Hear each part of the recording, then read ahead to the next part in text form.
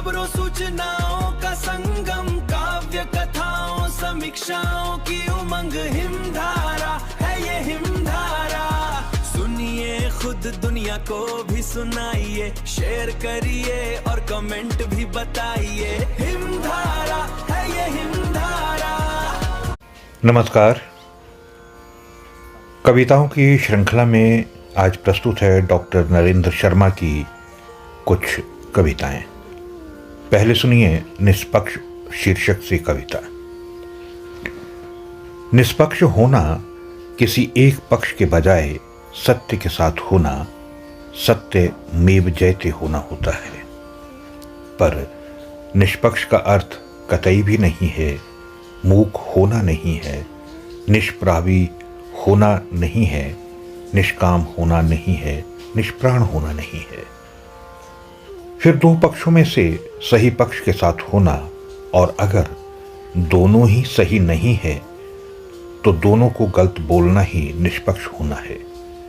ऐसे में कुछ न बोलना, मूक हो जाना, कायर हो जाना, निष्प्राण शव हो जाना, या फिर घोर स्वार्थ को छुपाने के लिए शुद्ध पाखंडी हो जाना है, मायावी हो जाना है। अक्सर सत्ता के गलत सलत निर्णयों पर बोलने के मामले में ये राग निष्पक्ष ही गाया जाता है, वो भी तमाम ऑर्केस्ट्रा के साथ, और उसकी आड़ में सत्ता के असत्य का साथ बखूबी निभाया जाता है। कई बार तथाकथित तथापि और अपवाद आदि का सहारा भी लिया जाता है, जो खुद ब खुद एक पक्ष का अप्रत्यक्ष हो जाना है। कई बार स्वार्थ साधने के लिए एक चुप सौ सुख बोल करके मानसिक शांति के नाम पर स्वांग रचना भी अबोल पक्ष होना है, जो कतई निष्पक्ष नहीं होना है। आखिर सबसे मजेदार है सत्य में जयते के प्रतीक के नीचे बैठकर सरकार पर लगे लांछनों के बचाव में शब्द जाल से सत्ता के असत्य का बचाव करना, और उसके बाद पालतू प्रचारकों का असत्य को मसालेदार बनाकर लच्छेदारी से परोसकर उसका प्रचार प्रसार करना। ये थी निष्पक्ष शीर्षक से कविता। और अब सुनिए फिसलन शीर्षक से कविता।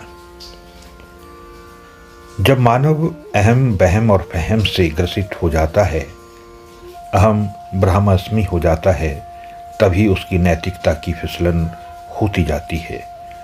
वो समाज से दूर होता जाता है, उसकी समाज पर पकड़ कमज़ोर होने लगती है और सामाजिक फिसलन की ओर अग्रसर होता जाता है। अगर मानव राजनीतिक है तो सामाजिक फिसलन से राजनीतिक फिसलन भी हो जाती है, और फिर फिसलन से बचने के लिए मानव अध्यात्म को अपना अंतिम अस्त्र उपाय मानकर आध्यात्मिक लोगों के शरणागत हो जाता है, जो स्वयमेव मोह माया के जाल में उलझकर फिसलन की ओर अग्रसर है। तो फिर शरण ही फिसलन हो जाती है। सचमुच मजेदार है मानव का नैतिक, सामाजिक, राजनीतिक तथा आध्यात्मिक फिसलन का ये कुदरती सफर। ये थी डॉक्टर नरेंद्र शर्मा की कुछ कविताएं। कविताओं की श्रृंखला में आज इतना ही। फिर मिलता हूं कुछ और नई कविताओं के साथ।